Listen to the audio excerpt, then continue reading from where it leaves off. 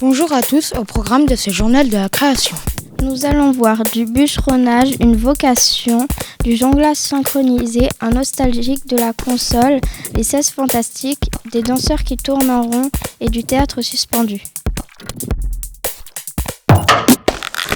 Pour commencer, nous partons à la rencontre d'une compagnie finlandaise. Effectivement, des élèves de l'école Robert Deneau sont allés interviewer la compagnie Circo Aerero dans une de leurs répétitions. Les metteurs en scène, Janine Tenen et Julia Christ, nous parlent de leur nouveau spectacle Chimera à 5 mois de la première. Une rencontre qui s'est avérée semble-t-il festive. On n'aime pas quand dans les théâtres, souvent on a ce qu'on appelle le tapis de danse, donc un sol noir. Et en fait, c'est que tous les spectacles ont le même. Donc nous, on avait envie d'avoir un sol à nous, qu'on est dans un autre monde, comme là, du coup, c'est comme une sorte de presque une île, où on est un peu emprisonné.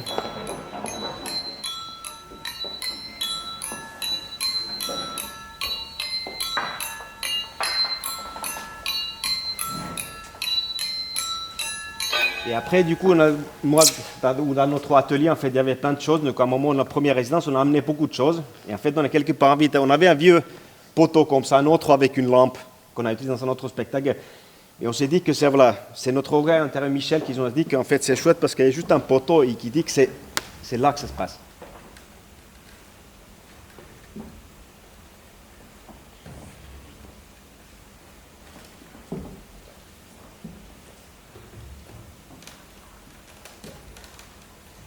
Et après, petit à petit, on regardait des choses liées au hache, toutes sortes de sports, même sports de bûcheronnage. C'est une vraie hache. C'est une vraie hache. Si c'est pas un vrai, ça fera ça.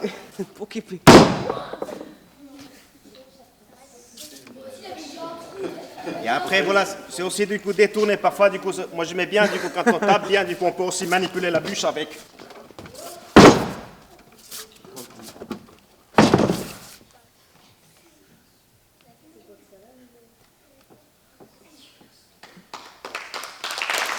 C'est beau ça.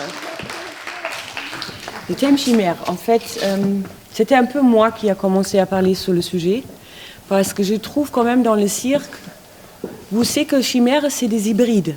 Hybride, ça veut dire que c'est plusieurs choses ensemble. Et je trouve le cirque quand même, c'est une forme d'art hybride. Parce que nous, par exemple, si on a fait un spectacle, on prend beaucoup le forme théâtrale ou la danse ou la musique. Parce que le cirque en soi, c'est un peu compliqué à le faire. En fait, ils se servent de l'autre art.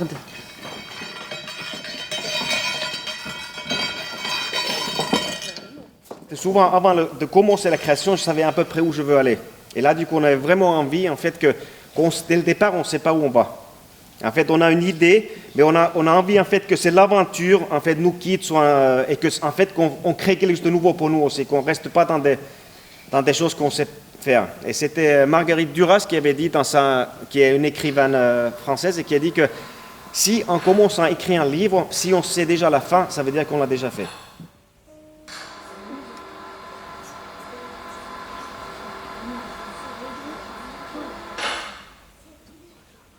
Est-ce que vous avez une souhaite? Quelle musique? N'importe quelle. Baissez-vous. Ramenez la coupe à la maison. Non,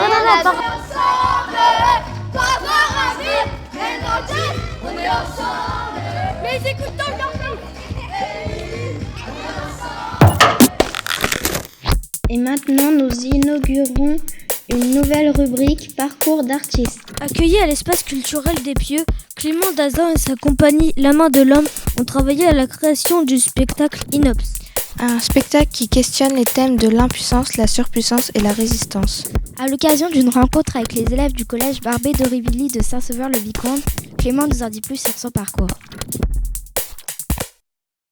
Pourquoi j'ai voulu faire du jonglage? Déjà, quand j'étais en 6e, il y a mon prof de sport qui m'a appris à faire du jonglage. Et moi, j'ai bien aimé, mais à l'époque, je faisais aussi de la gymnastique. Et j'étais en train d'essayer d'arrêter de faire de la gymnastique parce que ça m'énervait. Enfin, je prenais plus de plaisir à ça. Et lui, ce prof, il m'a dit, tiens, regarde, il y a du jonglage. C'était un prof de sport à l'école. Et à la fin, il nous a dit à quelques-uns d'entre nous, si vous voulez, j'aimerais bien monter une association cirque dans le collège. Et vu que moi j'étais déjà un petit peu enfermé un peu dans la gymnastique, que j'avais envie d'en sortir, bah, je dis non, en fait, j'ai pas du tout envie. Et en fait, quand je suis arrivé en seconde, j'étais pas hyper fort en classe. Et en fait, quand j'ai redoublé, eh bien, je me suis retrouvé dans la classe que ce prof de sport avait montée, une classe cirque. Et je suis tombé amoureux d'une camarade de classe qui faisait du cirque. Et après, bah, j'ai jamais arrêté en fait. Et toujours est-il que j'ai pris la décision de faire des études, un peu par sécurité, en me disant, au moins comme ça, si jamais... Enfin bref, je pourrais avoir un métier comme tout le monde et gagner de l'argent comme tout le monde. Ensuite, j'ai tenté des concours d'école de cirque. Et j'ai pas été pris. Et j'ai commencé à travailler dans une entreprise où j'étais au téléphone, où en gros, tous les matins, je disais « Connectis Clément, bonjour, que puis-je faire pour vous ?» Et ça, je le répétais pas mal de fois. Et puis au bout de 2 ans, j'en ai eu marre. Je me suis dit, bah, je vais reprendre des études. Et donc, j'ai fait un master en management. Et puis après, bah, à la fin de ça, quand j'ai eu mon master, eh bien, j'avais pas du tout envie de travailler en entreprise. J'avais eu cette expérience, je sentais que c'était pas mon truc. Donc, j'ai retenté une dernière fois les concours de cirque. Et donc là, je vous redonne aussi un petit message, lâchez rien. Si vraiment vous voulez faire quelque chose, bah, réessayez plusieurs fois, si ça marche pas la première fois. Et après, j'ai été pris dans les écoles de cirque et puis j'ai rencontré tous ces amis, parce qu'on est des amis aussi, et ses collègues de travail. Et j'ai fait du cirque. Et maintenant, retrouvons nos envoyés spéciaux pour les brèves. De qui nous allons parler aujourd'hui ? Aujourd'hui, nous vous parlons du collectif Petit Travers. Mais c'est qui ? Un collectif de jongleurs habitués de la Brèche qui revient cette fois-ci pour la création du spectacle Encore la vie. Le collectif a été créé en 2004 et depuis 2011, il est mené par des metteurs en scène, Nicolas Matisse et Julien Clément. Avec plus de 1000 représentations à travers le monde, il rencontre de nombreux danseurs et musiciens. Et qui a eu l'idée du spectacle Encore la vie ? C'est Actus, un ensemble de percussionnistes qui souhaitent mettre en relation rythme frappé et rythme jonglé. Et ça donne quoi ? Une proposition chorégraphique, rythmée et poétique. Merci à vous, nous poursuivons avec notre résidence. Chers téléspectateurs, nous allons vous présenter la compagnie Monkey Business avec le spectacle Statique. Pourriez-vous nous dire 2 mots sur ce spectacle ? C'est un spectacle plein de nostalgie. Mais quel est le sujet du spectacle ? Il nous passe un message qui est le droit à l'immobilité par rapport à notre monde où tout va très vite. Sur scène, il utilise des vinyles et un jeu vidéo pour nous replacer dans cette époque. Et quel est le nom du metteur en scène ? C'est Benjamin Monkey Kwatimproa qui est aussi le seul interprété. Dans cet spectacle, il fait de double chinois et de la guitare basse. Quelles sont les dernières nouvelles de Benjamin Monkey ?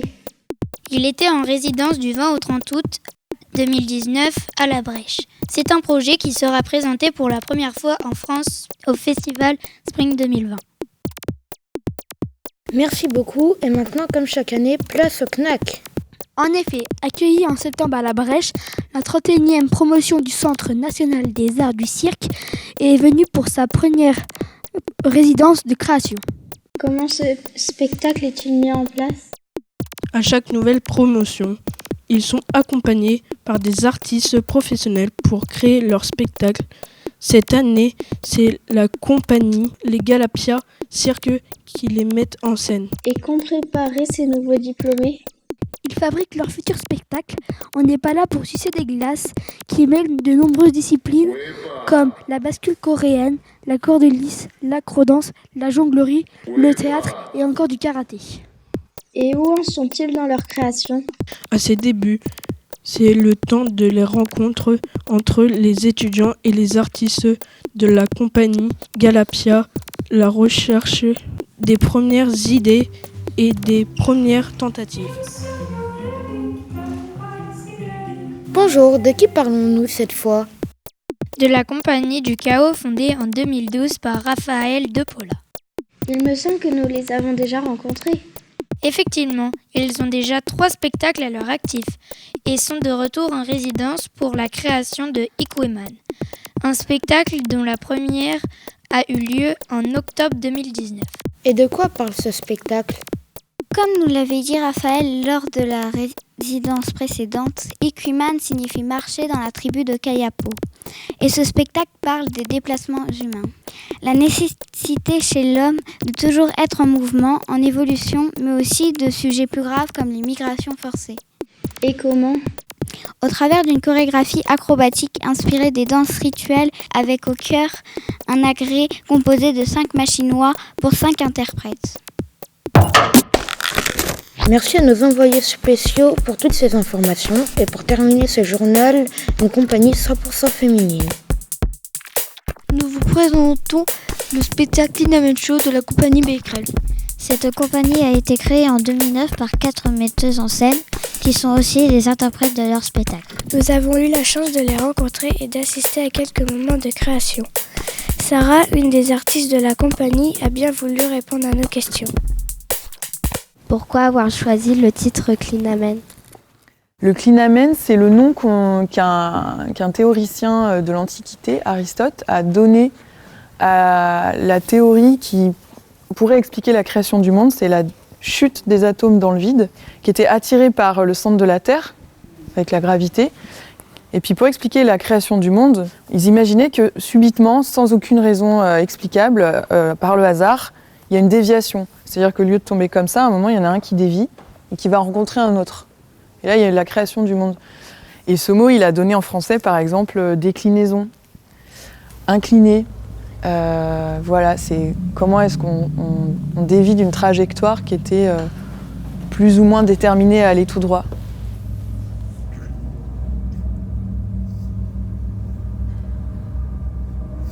Quel est le thème du spectacle ? Quel est le thème du spectacle ? Oui. Eh bien, justement, en rapport avec cette idée de déclinaison, de pencher, de faire un pas de côté, on a envie de pouvoir faire l'expérience d'être un peu tordu, d'être un peu monstrueux, oppressant. J'entendais des mots comme ça qui, peut-être, en tout cas, dans notre culture, sonnent un peu péjoratifs, ou mauvais, ou un peu « ah tiens, on va se méfier ».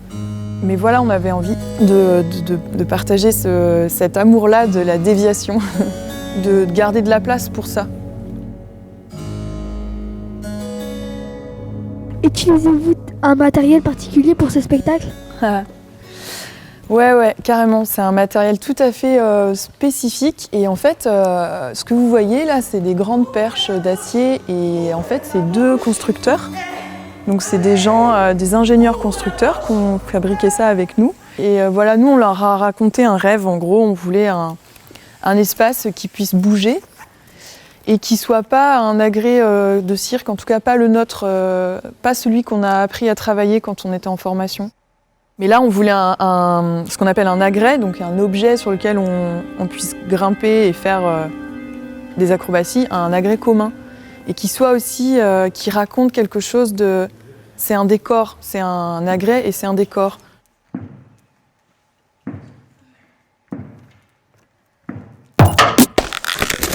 Merci à tous de nous avoir suivis. À bientôt pour un nouveau journal de la création.